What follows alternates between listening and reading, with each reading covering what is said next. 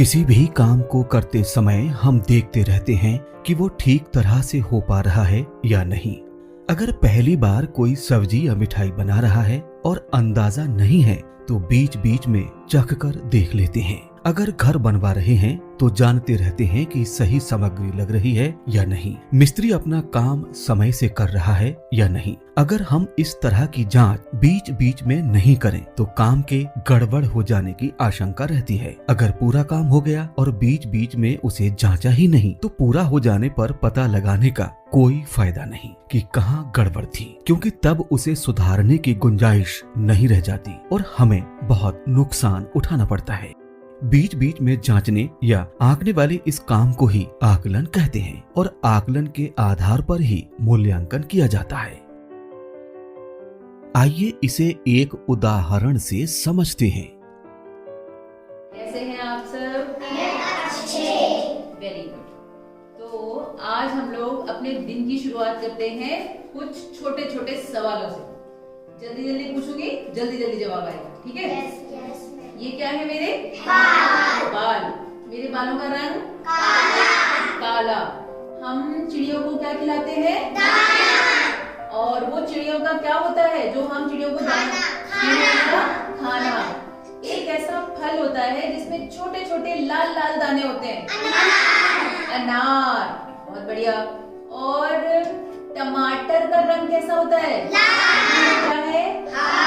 हाथ। ये कितनी उंगलियां हैं? 4। तो आज हम जो सीखने जा रहे हैं वो है आ की मात्रा के शब्द। ये जो हमने जितने भी शब्द बोले इन सब में आ की मात्रा है। हम पहले यहाँ लिखेंगे और आप लोग उसे अपनी कॉपी में उतारेंगे। ये हमने लिखा ब। अब ब पर हमें क्या लगाना है? आ की मात्रा। ये हमारा हो गया बा। क्या हो गया ये? बा। अब ये हो गया ल और ये हो गया हमारे बा। आप साफ लिखिएगा और मात्रा का ध्यान रखिएगा। बहुत बढ़िया, आप बहुत अच्छा लिख रहे हो, साफ साफ बड़ा बड़ा, बहुत अच्छे, शाबाश। अरे वाह, मानव भी बहुत साफ लिख रहा है। मानव आपने क्या लिखा है? 3 नंबर पे क्या लिखा है वो देखो। ये अ नहीं है, ह है। देखो ह हल। तो आपको यहाँ क्या लिखना है? आ मिटाओ, आ नहीं लिखना है, यहाँ पर ह लिखना है। इस प्रकार लेखन के दौरान कक्षा में बच्चों द्वारा काम करते समय सहज रूप से पता चल जाता है कि बच्चों की मुश्किलें क्या हैं और जो काम किया गया है उसमें कोई बदलाव लाने की जरूरत है या नहीं। अगर कोई शंका है तो थोड़ा और ध्यान से बच्चों का काम करते देखा जा सकता है। इस प्रकार ध्यान से देखने को अवलोकन कहते हैं और कक्षा में होने वाली प्रक्रिया का अवलोकन आकलन और मूल्यांकन का एक बड़ा हिस्सा है।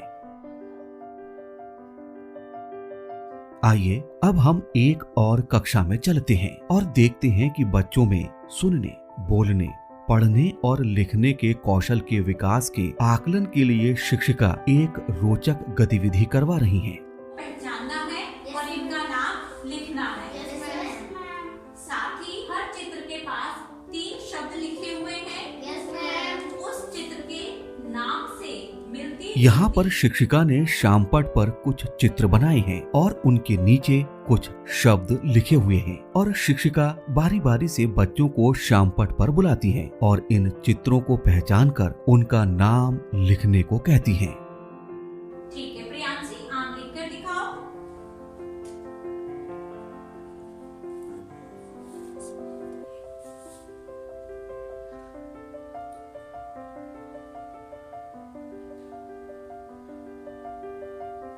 वेरी गुड, क्लैपिंग करें प्रियांशी के लिए। अभी यहाँ जो शब्द लिखे हैं हम उन्हें पढ़ेंगे। रात, काम, जाल। अभी आप बताओ, आम की जैसी तुक वाला शब्द इनमें से कौन सा है? काम। यस, आओ काम पर घेरा बनाओ।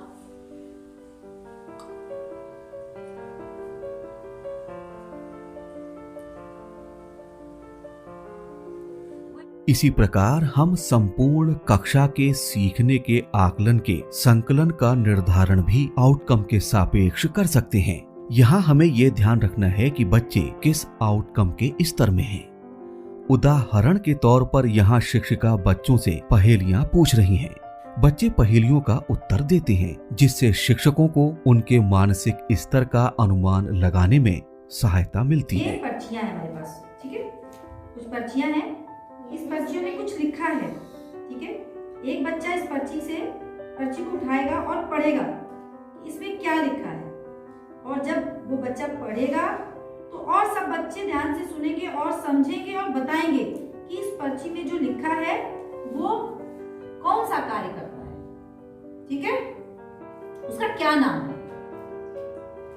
ध्यान से शुरू करें, बस एक वो निकाले दो, आप पढ़ो। मिठाई बनाने वाला हलवाई, गुड, भाई क्लैपिंग करो, फटाफट से पढ़ाओ। अब आप लोग एक निकालो इसमें से, हाँ, पढ़ो, जोर से बोलो, पढ़ाना, सुने, बताओ कौन पढ़ता है? बच्चों के सीखने के आकलन का रिकॉर्ड हम सभी शिक्षक फाइल या पोर्टफोलियो के रूप में रख सकते हैं, जबकि स्कूल में कक्षा के सभी बच्चों का समग्र आकलन कक्षावार चार्ट पर प्रदर्शित करते रहते हैं।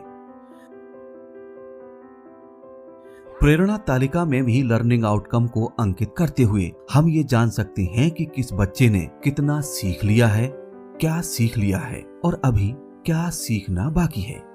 इस आधार पर हम बच्चों के सीखने की रणनीति और कार्य योजना बना सकते हैं।